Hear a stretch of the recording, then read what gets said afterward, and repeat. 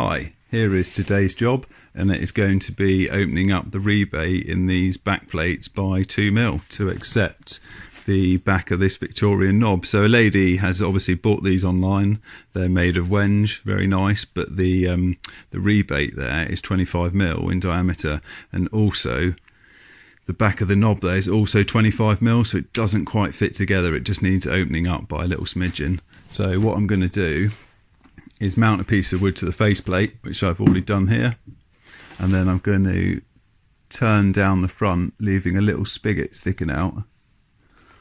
This spigot will be the exact size of that little hole there, so it fits on snugly. Once it is been fitted on there,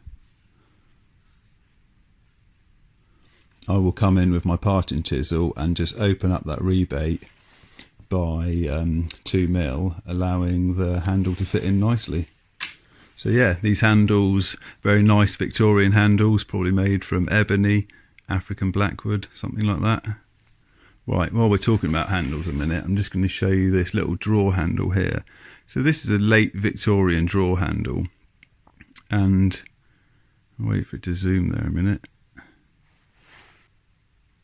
Ah, there we go, perfect. So this handle is made out of coal. It's not even made out of wood. So yeah, in the late Victorian era, before plastics came out, they obviously wanted some substitute to make really dark black handles with. And so yeah, they made coal handles. Just thought that was pretty cool.